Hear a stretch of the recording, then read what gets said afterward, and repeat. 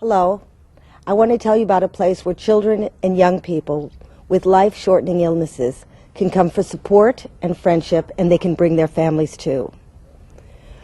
Knowing your child is going to die is one of the hardest things that a parent can face. But the journey doesn't have to be done alone. And here you can have fun and laughter along the way. In the words of the founder of Helen and Douglas House, it's not how long your life is, but how deep.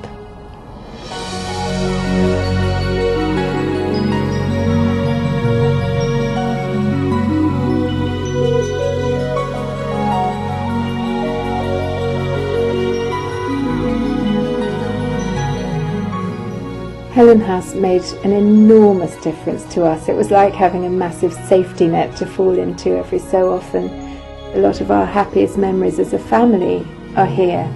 Recently had someone come and look round, and they said it wasn't anything what they thought it would be like. There was music going on in the music room, there was music going on in the restaurant. It's more like a hotel really. It just happens to be a hotel that can cater very well indeed for disability. We look forward to Charlotte going off and staying on her own. She stays there now on her own, and I know she's totally safe. She only has to ask for anything, and there's somebody that will give her something, even if it's just a cuddle.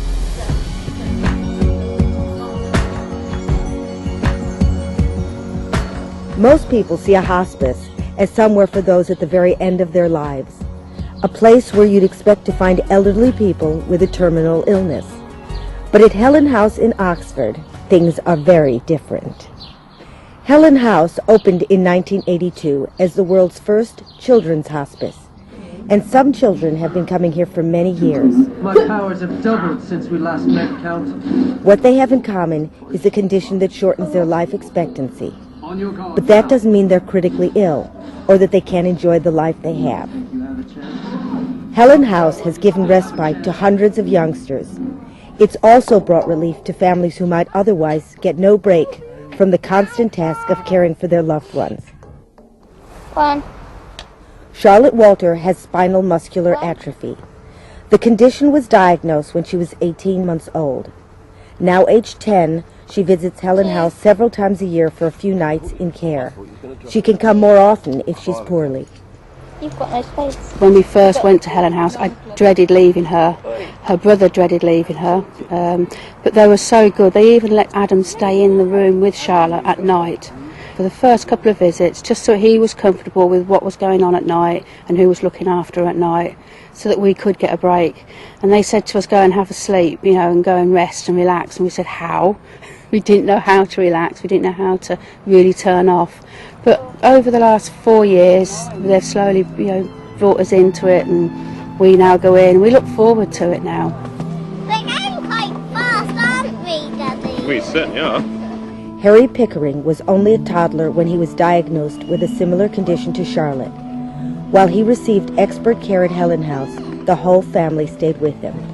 I love the fact that at Helen House the emphasis isn't just on the sick child, it is on all your children, you as well. And I think a lot of the time the staff had a whole team of children in our family. It was never just Harry. They'd have Cam and Emily alongside as well. They'd all be in the craft room together doing wonderful paintings, or they'd be in the jacuzzi with Disney songs blaring out. All our children loved Helen House. They used to ask all the time when we were next coming to Helen House, in the same way that children would ask when they're next going to a grandparent's house. It was just like that. It was family, extended family, and the most magical place for them. I think they thought of it as a sort of combination of grandparents and a holiday camp. Harry died at Helen House when he was only 6 years old. The staff had set up a bed on either side of Harry's bed so that Hugo and I could be with him. So we were in one big bed, really, the three of us. We were never away from him in that whole time.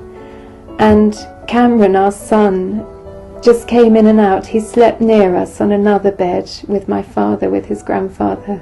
And again, Helen House staff, they've had over 20 years of experience of dealing with families like us. And they managed to guide us through that whole period after watching families like us for so many years. When a child has died in Helen House, the family stay in the room the child died in for as long as they need to. And then at some point they will make a decision to take the child to our special little room. The child can remain in that room until the funeral, if that is what the family would like. The family usually stay with us in Helen House in between that time, in one of our flats, and are able to go in and out of the room to see their child as often as they need to, day or night. After the funeral and the family go home, we continue to offer support to the family for as long as they need it. We visit them, we run parents groups for parents whose children have died, and they're able to support each other in a way that none of us could ever do. Well, Harry was part of Helen House for many years. Harry taught a lot of us an awful lot about how you care for young children, how you play, and how you're able to talk about how unwell he is. We all got to know and love Harry.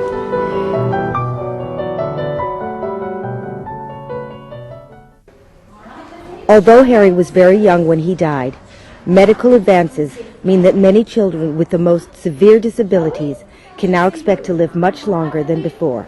Shall we go and see Ruth and we have some aromatherapy? Levine was given little chance of making it to her first birthday. All right, sweetheart, let's go.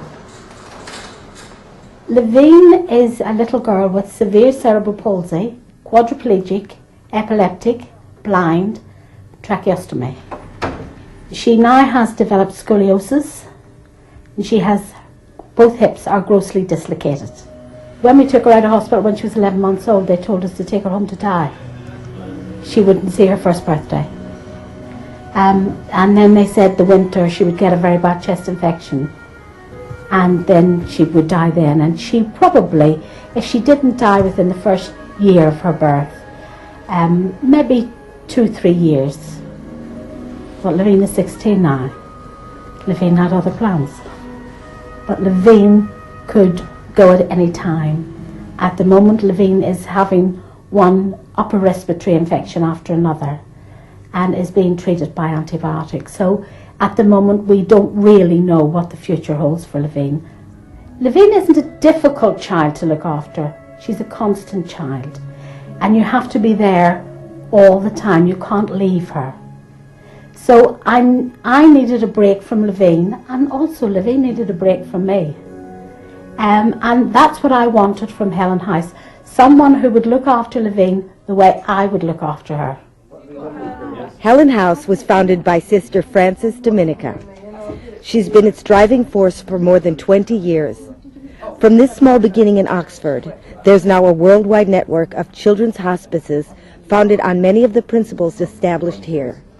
But it's now apparent that the need for this special kind of respite care is not confined to the very young. Many of those who've come to regard Helen House as a second home are now adults. For them, a children's hospice is no longer suitable, and that's how Douglas House came to be built next door. This is a hospice for people between the ages of 16 and 40. It's got all the things that young adults enjoy, including a games room and even a bar. Although those who stay at Douglas House have a life-shortening condition, here they are able to control their lives as much as possible. And for a while, they can be free from dependence on their regular carers.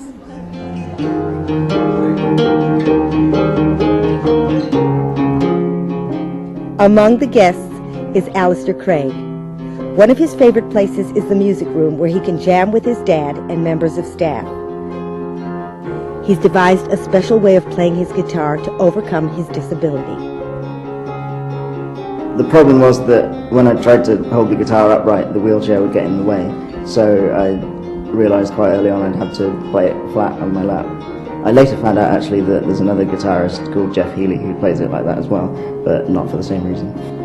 It's often quite difficult to find other musicians in the local area, so it's good quite a few of the staff musical as well, so if they're on shifts then you can have a jam with them. It's such a big place that if you want to gather around with everyone, there's areas to do that. There's the dining area, there's a coffee area, and if not, you can stay in your room, and your room's big enough as well to be on your own if that's what you want as well. For young adults like Alistair, Douglas House provides an opportunity to be like all other teenagers, pushing the boundaries and trying new things in a safe environment. Alistair can express himself in his music here and close the door and make as much noise as he likes, and it's brilliant. Alistair has an older brother, so we had already been through the teenage years with him and realised the importance of allowing that child to perhaps have a tantrum and be a teenager. But it is difficult if you are dependent on somebody to try and walk out and slam a door when you're in a wheelchair and know that 5 minutes later you're perhaps going to have to say, please could you come and help me. So it is difficult for these youngsters, and I think being able to come to Douglas House and get away from your parents and be able to be yourself must be terrific.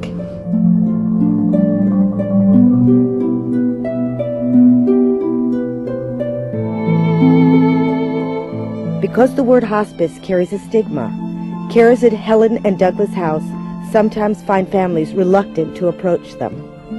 Hospices are not just places that you go to die. They are more than that. They are places that you can go to for respite care. They're places with very high levels of expertise in achieving symptom control. But we are aware that for young adults it may put them off if they're told, oh, it's a hospice, which is why it's so important for people to get a picture of what we're about here. Because normally if you get people across the threshold, they fall in love with the place and they realise that it is actually somewhere that they're going to be able to come and feel very comfortable, somewhere they're going to be able to come and there's going to be a lot of laughter. What we offer actually is one-to-one care, and that is what's different from what's in social services or the National Health Service, is that your child will have somebody that is linked with them for the whole of their day, the whole of their shift, and that carer will be responsible for making sure that that person's goals are reached. In terms of the medical care, I think the biggest thing that we have is time. And when I spoke to a doctor who was very new here, I said, what's different for you? And she said, I wouldn't have been able to spend an hour and a half with this person, but I can here and I can really tailor-make her care to fit her needs and also listen to what really is bothering her rather than just look at her as a medical model. I think doctors here look at people as people rather than diseases. And I think that's what adds to what we can offer here. Helen House and Douglas House is a registered charity which relies mostly on voluntary contributions. Among its supporters are some well-known figures, but most are just ordinary people who generously give their money or their time as volunteers. While the lives of those who come here are often difficult, I believe that the help they get can make a real difference.